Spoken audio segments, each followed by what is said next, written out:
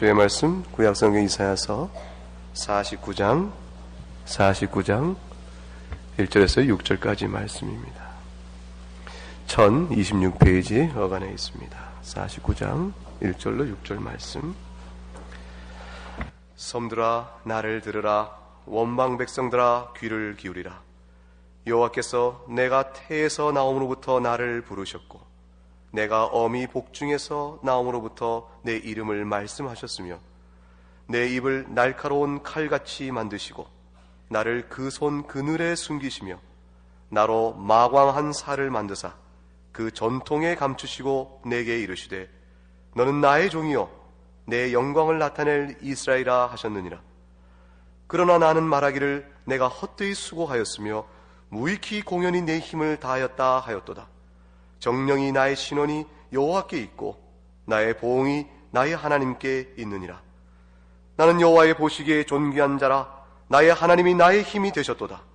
다시 야곱을 자기에게로 돌아오게 하시며 이스라엘을 자기에게로 모이게 하시려고 나를 태에서 나옴으로부터 자기 종을 삼으신 여호와께서 말씀하시니라.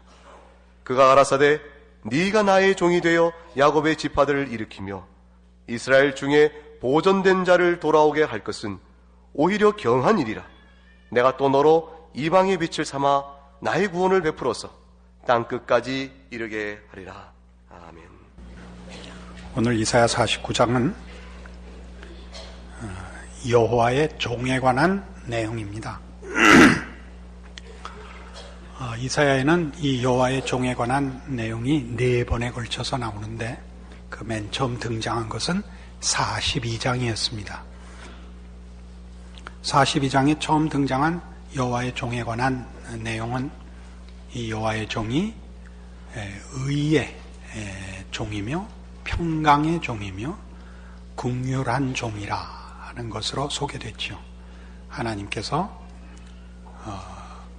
정직과 공의와 평강의 나라를 이 종을 통하여 세우시며 그의 나라에 초청할 백성들을 은혜와 긍휼로 부르실 것이라 하는 것이 내용이었습니다. 오늘은 이 종이 누구냐 하는 것이 이제 오늘 우리가 생각해 볼 문제인데, 궁극적으로 여호와의 종, 이사야에 소개되는 여호와의 종은 메시아 되신 예수 그리스도입니다. 그러나 이 3절 보시면 내게 이르시되 너는 나의 종이요 내 영광을 나타낼 이스라엘이라 해서 이스라엘이 종이라고 얘기하고 있습니다. 그러나 5절이나 6절을 보시면 또 나는 여호와의 보시기에 존귀한 자라. 나의 하나님이 나의 힘이 되셨도다. 다시 야곱을 자기에게로 돌아오게 하시며 이스라엘을 자기에게로 모이게 하시려고 나를 태에서 나옴으로부터 자기 종을 삼으셨다 해서 이스라엘을 돌아오게 하는 자로 소개돼서, 이럴 때는 이스라엘이 종이라 할 수 없죠. 이때는 틀림없이 선지자이거나 결국 메시아일 것입니다. 이것은 우리가 여호와의 종이 누구냐 이기보다 여호와의 종을 세워서 무엇을 하려고 하는가 하는데 성경이 초점을 맞추고 있기 때문에 그 내용과 뜻을 설명하기 위하여 어떤 국면에서는 이스라엘이, 어떤 국면에서는 일반적으로 선지자들이, 그리고 종합적으로는 메시아로서 설명을 하고 있는 것입니다. 쉽게 생각해도 이스라엘은 구원의 대상이요, 긍휼의 대상이지 하나님이 베푸시는 구원과 긍휼을 수종두는 그의 손길일 수가 없지 않습니까? 대상이면서 동시에 손길일 수는 없지 않겠습니까? 그럼에도 불구하고 이스라엘을 성경은 하나님의 구원의 종이라 부르고 있습니다. 그럼 어떤 의미에서 이스라엘이 하나님의 종인가? 여호와의 종의 설명을 통하여 하나님이 우리에게 무엇을 알게 하시려고 하는가 하는 것이 이제 우리 오늘 생각할 초점입니다. 이스라엘은 지금 신앙적으로 실패해서 바벨론 포로를 선고받고 있습니다. 그렇죠? 저들은 율법에 실패했고 제사에 실패했습니다. 그들은 하나님의 의로우심과 거룩하심의 기준을 깼고 그 약속을 깼고 하나님과 교통해야 되는 하나님의 백성된 의리를 깼습니다. 그래서 저들은 지금 바벨론 포로를 심판받고 있습니다. 그럼 우리가 이사야에서 내내 보는 바와 같이 이 바벨론 포로라는 심판은 언제나 하나님의 은혜로우신 구원과 언제나 묶여 나오지 포로되는 심판만 따로 나오는 적이 없습니다. 심판이 명령되면서 동시에 포로로부터의 귀환이 약속되고 있는 것을 우리는 이사야에서 얼마든지 여러 번 보았습니다. 쉽게 생각해서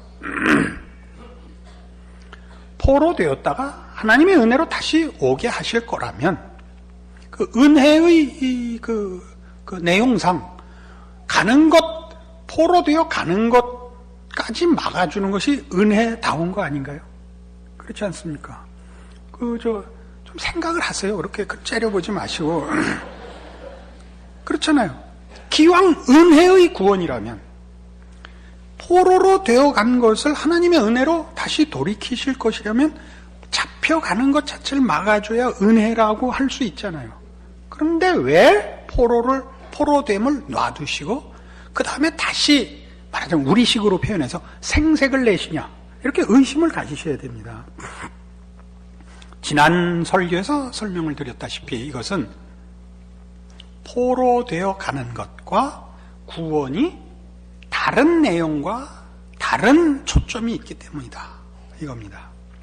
저들이 포로되는 것은 이스라엘의 한계, 신앙의 실패뿐만 아니라 그 신앙을 정상적으로 유지하고 지키고 회복할 수 없는 한계를 드러내는 것이 포로됨이고, 구원은 이스라엘의 회심으로 말미암은 것이 아니라 저들의 신앙이 정상화돼서 되는 것이 아니라 오직 하나님의 은혜로 말미암는다는 것을 보이기 때문에 이 포로됨과 다시 포로로부터의 귀환은 번거롭지만 어찌 보면 어차피 돌아올 건데 보낸 꼴이 됐지만 둘이 전혀 다른 내용을 갖고 있기 때문에 성경이 심판을 명하고 포로로 직접 잡혀가고 그리고 귀환하게 되는 것입니다.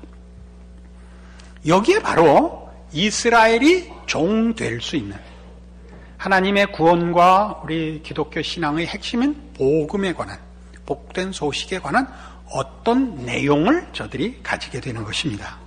그게 뭐냐? 이런 것입니다. 신약 성경 337페이지 디모데전서 1장 12절에 가봅시다.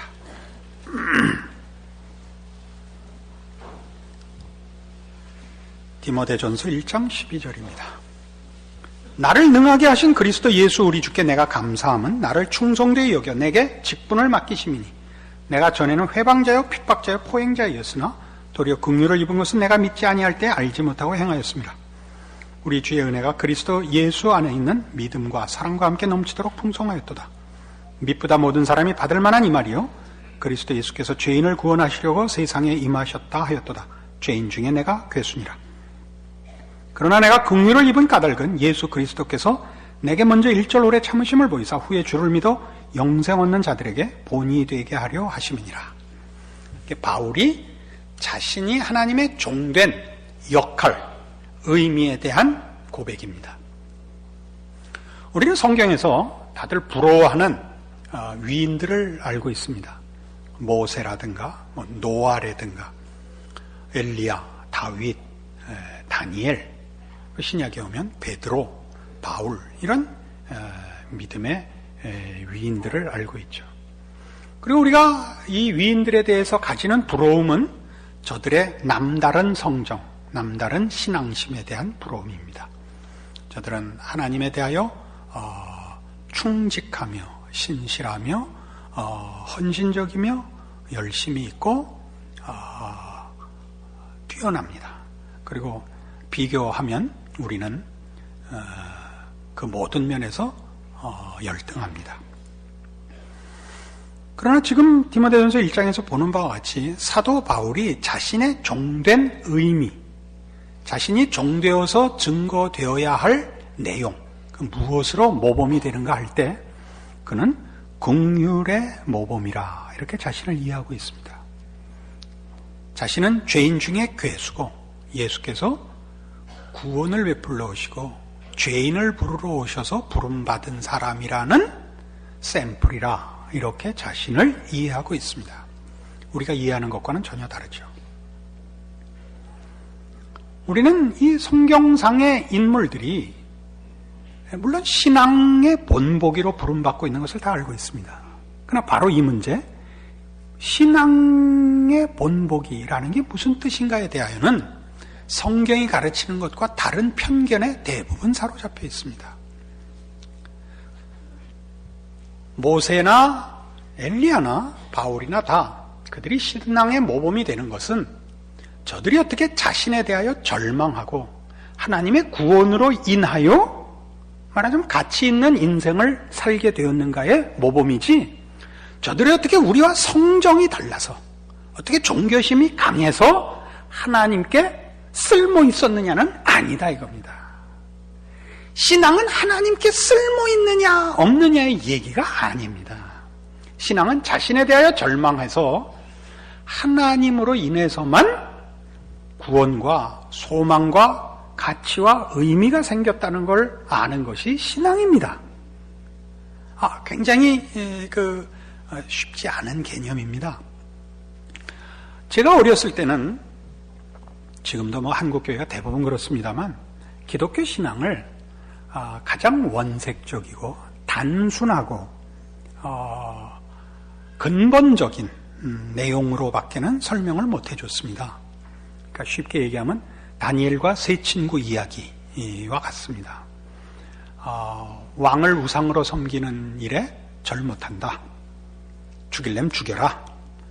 그래서 그리 아니하실지라도 이 말을 할 때마다 다 이렇게 목에 힘이 들어가고 벌써 믿음이 충만해서 단호하고 격렬하게 쳐넣어라. 이 나쁜 놈들아. 이렇게 기고만장한 그 분위기로 우린 이해했습니다. 신앙이란 건 그렇게 간단하지 않습니다.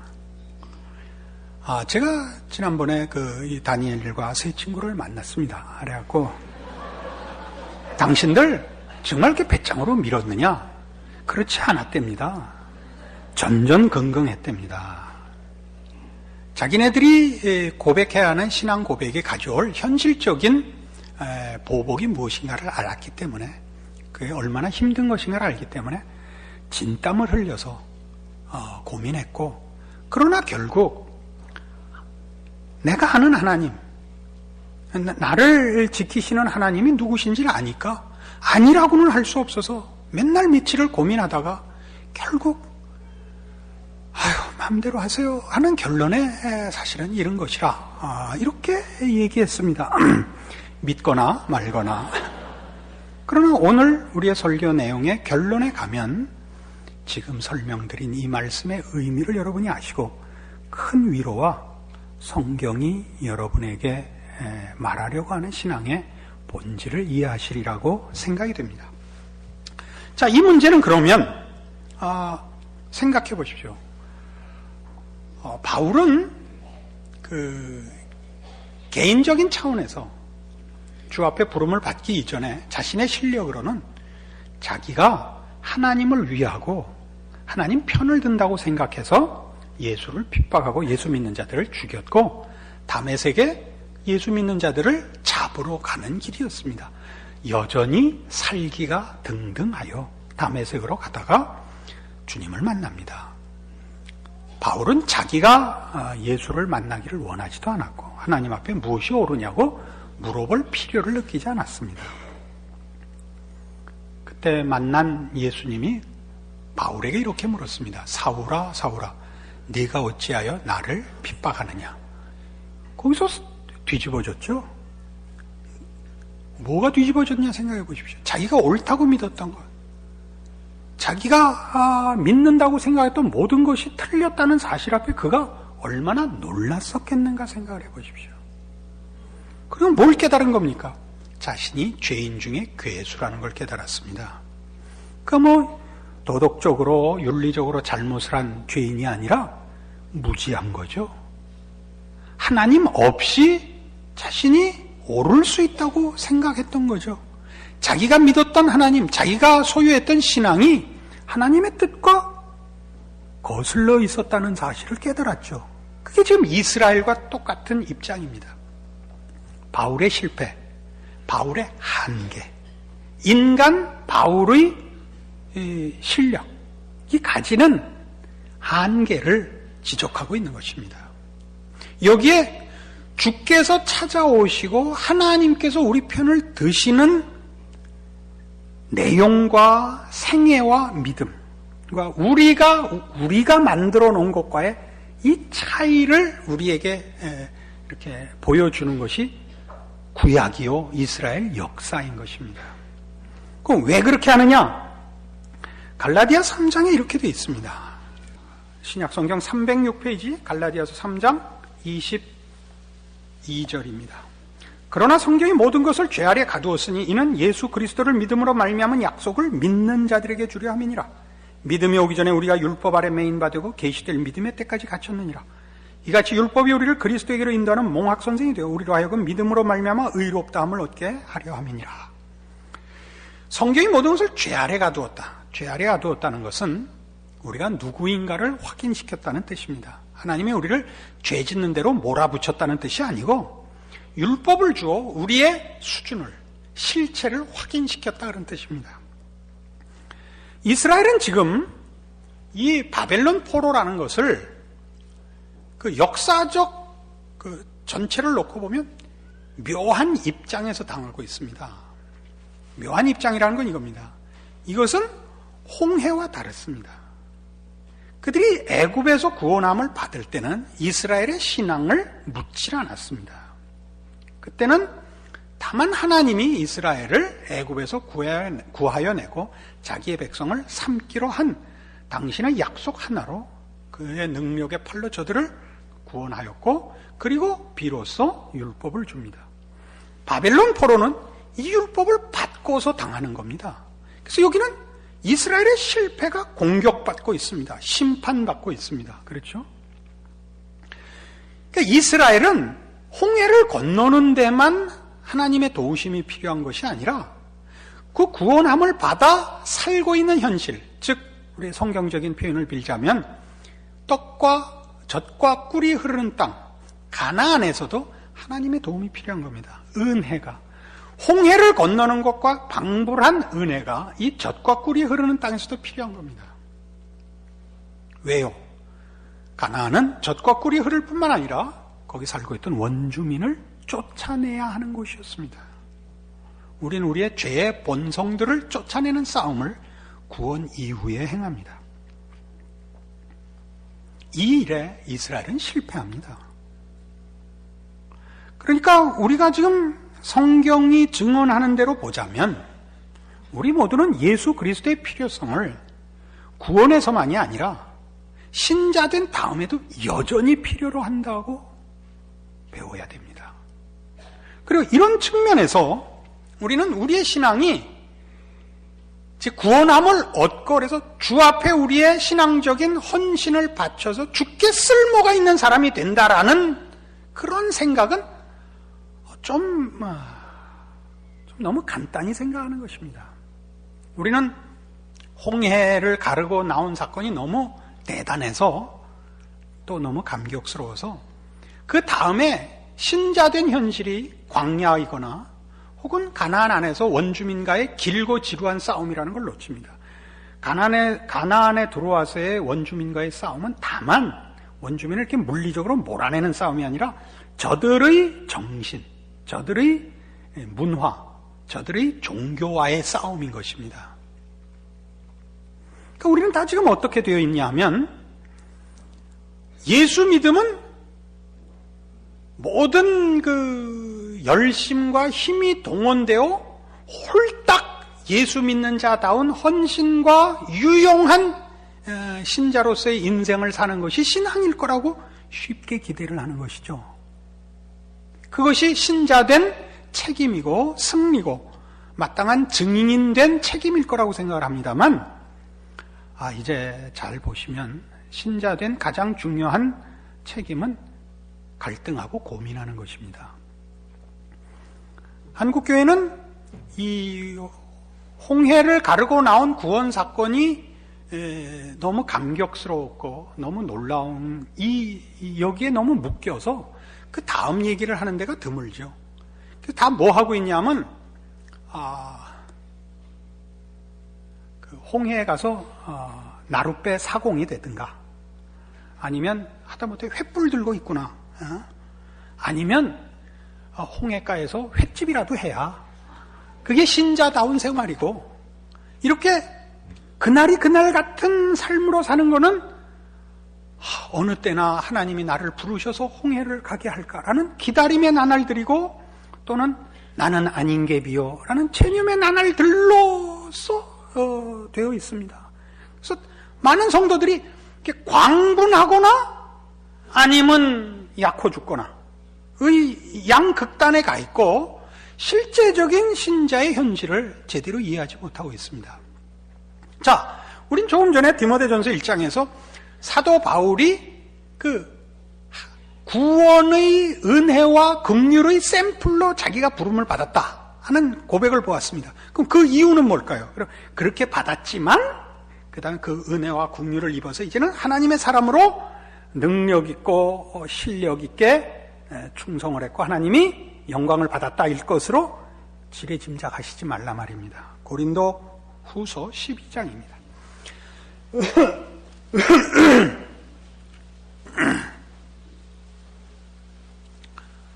고린도후서 12장 7절 299페이지입니다. 신약성경 299페이지 고린도후서 12장 7절. 여러 계시를 받은 것이 지극히 크므로 너무 자고하지 않게 하시려고 내 육체에 가시 곧 사단의 사자를 주셨으니 이는 나를 쳐서 너무 자고하지 않게 하려 하심이니라. 이것이 내게서 떠나기 위하여 내가 3번 주께 간구하였더니 내게 이르시기를 내 은혜가 네게 족하도다. 이는 내 능력이 약한 데서 온전하여짐이라 하시니라. 이러므로 도리어 크게 기뻐함으로 나의 여러 약한 것들에 대하여 자랑하리니 이는 그리스도의 능력으로 내게 머물게 하려 함이라. 그러므로 내가 그리스도를 위하여 약한 것들과 능력과 궁핍과 핍박과 곤란을 기뻐하노니 이는 내가 약할 그때 곧 강함이니라. 자, 좋다. 그러면 사도 바울을 하나님이 구원의 은혜성과 오직 긍휼과 자비에 의한 것임을 나타내는 샘플로 부르셨다. 그러나 부름을 받은 이후에 그가 신앙을 가지고 구원을 알고 하나님 앞에 자신을 드린 다음부터는 그의 생은 남달라야 될 거 아니냐? 물론 남다릅니다. 그러나 그 남다름은 우리가 생각하는 것 같이 예수 믿으면 모든 것이 잘 되고, 예수 믿으면 더 우월해지고, 예수 믿으면 모든 것이 형통하고, 예수 믿으면 승리하고 성공하고 더 풍성해지는 식으로의 보상도 없고 요구도 없다는 것을 지금 고린도후서 12장에서 보죠. 바울은 최소한의 기도를 했습니다. 주의 종으로 일하는데 복음과 하나님의 하나님 되심을 증거하는 일에 다른 거 다 관두 건강 주십시오 했습니다. 최소한의 건강, 그거 안 주셨습니다. 어떤 이들은 가끔 저에게 와서 이런 말로 저를 위로하곤 합니다. 목사님, 편찮으신 거 보면 목사님은 위대한 그 종의 반열에 들어있는 것 같습니다. 왜요? 칼빈도 그렇게 병이 많아서 걸어다니는 병동이라 그런 별명을 가졌던 사람이고, 바울도 그랬고 목사님도 그렇습니다. 그거만 닮았습니다. 아픈 것만 닮고 그 나머지는 뭐 좀 다르죠. 그러나 이렇게 얘기하는 것까지도 정확한 것은 아닙니다. 왜냐하면 칼빈이 위대하거나 바울이 위대하지 않습니다. 그러니까 신앙의 핵심을 성경이 증명시키는 데 있어서는 하나님의 사람으로 불러들이는 일에 하나님이 은혜를 베푸셨듯이 하나님의 사람으로 살게 하는 일에도 그것이 어떻게 우리에게서 만들어진 것이 아니라 하나님으로부터만 가능하냐 하는 것을 보이는 일로 쓰지, 남달라서 이 일이 됐다라는 것은 전혀 복음의 내용 속에 포함되어 있지 않다 이겁니다. 이거 아시겠습니까? 이게 어디로 가려고 이러는지 모르겠죠. 굉장히 중요한 우리 기독교 신앙에 대한 이해입니다. 고린도후서 4장으로 가보시죠. 290페이지입니다. 조금 전에 했던 고린도후서 12장 내용을 여기 조금 더 잘 풀 수 있습니다. 4장 5절. 우리가 우리를 전파하는 것이 아니라 오직 그리스도 예수의 주 되신 것과 또 예수를 위해 우리가 너희의 종된 것을 전파함이라. 뭘 전파한다고요? 우리를 전파하는 게 아니라고요. 나는 어떤 신앙을 가졌는가? 나는 어떻게 너희와 다른가가 아니라 내가 가진 신앙은 무엇인가? 나를 구원한 하나님은 누구신가를 증명하지, 그 말을 듣고 나는 어떻게 반응했는가? 내가 어떻게 훌륭해졌는가가 아니라니까요. 같은 내용 같지만 다릅니다. 좀 더 보죠. 어두운 데서 빛이 비추리라 하시던 그 하나님께서 예수 그리스도의 얼굴에 있는 하나님의 영광을 아는 빛을 우리 마음에 비추셨느니라. 우리가 이 보배를 질그릇에 가졌으니 이는 능력의 힘이 큰 것이 하나님께 있고 우리에게 있지 아니함을 알게 하려 함이라. 우리가 사방으로 우겨쌈을 당하여도 쌓이지 아니하며 답답한 일을 당하여도 낙심하지 아니하며 핍박을 받아도 버림받지 아니하며 거꾸로뜨림을 당하여도 망하지 아니하고 우리가 항상 예수 죽인 것을 몸에 짊어지면 예수의 생명도 우리 몸에 나타나게 하려 함이라. 우리 산자가 항상 예수를 위하여 죽음에 넘기움은 예수의 생명이 또한 우리 죽을 육체에 나타나게 하려 함이니라. 그런즉 사망은 우리 안에서 역사하고 생명은 너희 안에서 하느니라. 이 표현은 여러 가지 내용을 담고 있습니다만은 그 중에 가장 중요한 내용은 이겁니다. 우리 안에서 예수가 드러나기 위하여 우리가 가진 것에 대하여 아무런 권리가 없는가를 표현하고 증거하는 일로 우리의 신자된 그 현실이 인도함을 받고 있다는 사실입니다. 내가 더 똑똑해서, 내가 더 신앙심이 깊어서 이 자리에 있거나 이 복을 누리거나 이 소망을 갖고 있는 것이 아니라 하나님께서 그렇게 하셨다는 걸 나타내는 겁니다. 우리는 앞에서 설명한 바와 같이 다니엘의 세 친구가 고민을 했을 것이라, 그의 결정에 많은 고민이 있었을 것이라 라는 그 설명에 대하여 본능적으로 거부합니다. 신앙이라는 것은 가장 고급한 헌신이며 또 우리가 믿는 하나님이 어떤 하나님인가를 안다면 고민과 갈등 없이 단호하고 분명한 결단을 언제나 내릴 수 있다고 믿기 때문입니다. 그러나 현실적으로 여러분의 신앙을 보십시오. 여러분이 시험 답안지에 답을 쓰는 것이면 여러분은 언제나 정답을 쓸 수 있고 그 정답은 언제나 단호할 수 있습니다. 그러나 실제로 신앙생활이 그렇게 되던가요? 그렇게 되지 않고 있습니다. 우리는 우리의 신앙의 현실을 대부분 신앙적인 문제로 갈등하고 고민하면서 실패하며 보냅니다. 그러나 이 실패는 굉장히 중요합니다. 우리는 이 실패가 정답이 아니라는 걸 압니다. 그리고 또 실패합니다. 언제까지 실패하죠? 승리할 때까지 합니다. 하나님은 우리에게 하나님이 원하시는 답을 우리가 실력으로 만들어내기를 바랍니다. 우리의 실패는 운명이 아니고 훈련입니다. 하나님은 우리를 계속 실패케 하도록 놔두시는 것 같지만 그 실패가 어떤 결과를 초래하는지, 또 우리가 믿는 하나님과의 신앙적인 책임에서 어떻게 틀린 것인지를 계속 우리에게 지적하셔서 정답을 만들어내기까지 놔두시지를 않습니다. 이렇게 하시죠. 여러분 운동을 해보신 적 있습니까? 어떤 재미있는 운동.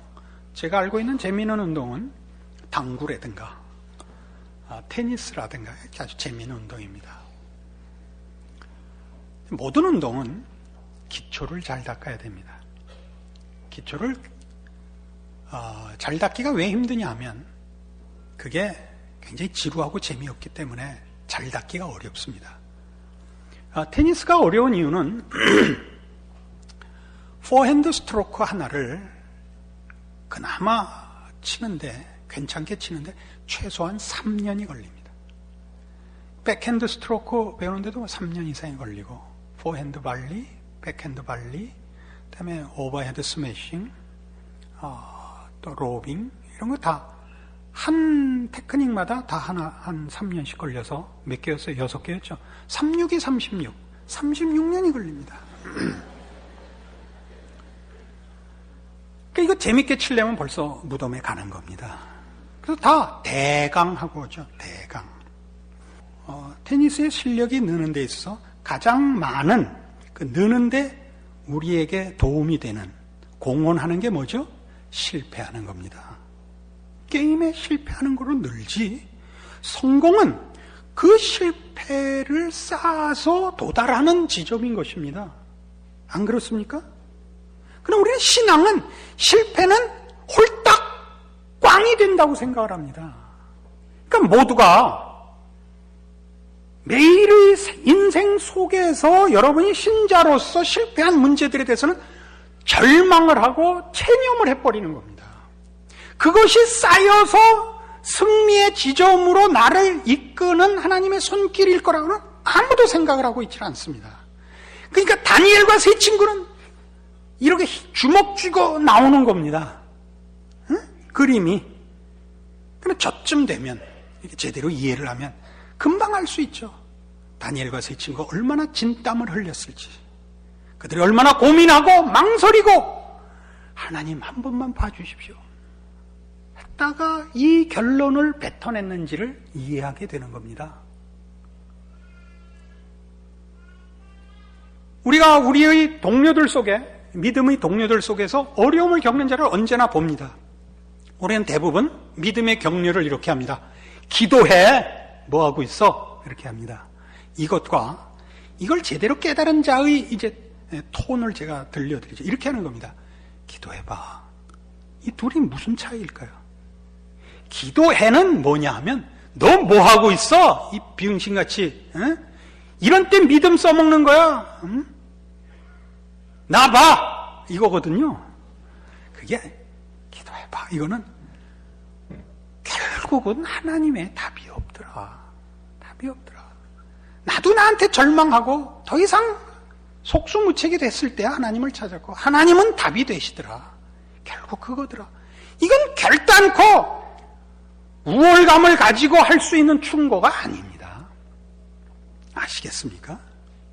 그러나 우리는 지금 어떤 우리나라의 기독교 분위기가 어떤 신앙적 분위기 속에 있습니까?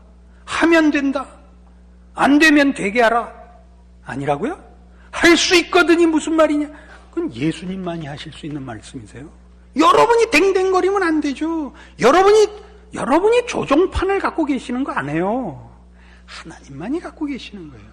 여러분은 그에게 여러분을 맡기고 그의 도움을 구하여 얻었을 때만 진정한 의미와 생명과 승리와 운명을 얻을 수 있는 겁니다. 이것을 위하여 이스라엘이 종이 됐다 그러는 거예요. 그러니까 우리는 기독교 신앙을 대표하는 이런 단어들을 알죠. 믿음, 기도, 은혜. 이런 단어들이야말로 기독교 신앙을 대표하는 단어들입니다. 이 단어 중에 어느 것도 우리를 근거하거나 우리가 자신 있을 건 하나도 없습니다. 근데 하나님 쪽에 모든 결정권이 있고 하나님에게만 해답이 있는 표현들 아닙니까? 기도를 어떻게 하는 겁니까? 구걸하는 겁니다. 기도라는 거는. 기도할 때 와서 큰 소리 치는 건 그건 말이 안 되는 겁니다. 나에게 없는 것, 내가 바친 헌신과 신앙마저도 하나님 받아 주셔야 되는 것이지, 내가 주를 믿는다. 저한테 제일 답답한 게 뭔지 아세요? 목사님 존경합니다. 이게 제일 겁나니까 돈 좀 꿔주세요. 이런 존경하지 마세요. 제 답은 그거죠. 돈 못 꿔줘요. 여러분이 저를 존경하라, 저를 사랑한다 그러면 저를 목사로서 모신 결과를 보이셔야죠. 아시겠어요? 하나님을 아버지라 부르고 예수를 믿노라라고 고백하면 그것이 무엇을 의미하는가를 알아야지. 그런 단어들과 내용을 동원해서 결국은 내가 서 있잖아요. 내가. 그러면 그 포로로 잡혀가는 이스라엘이라고요. 포로로 잡혀가는 이스라엘. 그들의 회복은 어디에서 이루어진다고요? 그들이 만들어낼 수 없었던 답. 하나님에게만 있는 답. 진정한 생명, 진리, 가치, 거기에 우리가 부름을 받고 있는 것입니다. 여러분이 가진 신앙과 그 신앙이 무엇을 의미하는지를 이 성경적인 이해로 여러분이 이해하신다면 여러분의 신자된 매일은 의미 있을 겁니다. 넘어져도 실패해도. 그러나 이것이 나를 하나님께서 정하신 승리의 자리로 인도하는 과정일 수밖에 없다는 믿음을 가지시게 되고, 여러분들의 실패와 부족감이 여러분을 체념케 할 수 없을 것입니다. 기도하십시다. 하나님 아버지, 은혜를 감사합니다. 하나님께서 우리 아버지 되시고 우리에게 큰 구원을 약속하셨으니 우리의 실패와 무능과 무지와 완고함과 어리석음이 우리의 운명을 결정할 수 없음을 이제 믿습니다. 그러므로 우리의 나날들은, 순간들은 주의 말씀과 함께 믿음의 싸움을 하는 자리요, 시간이요, 기회인 것을 기억하고 늘 힘을 다하여 하나님의 사람으로 영적 전쟁을 치르며 훈련하며 인내하며 충성하는 순간들이 되게 하여 주시옵소서. 예수님 이름으로 기도합니다. 아멘.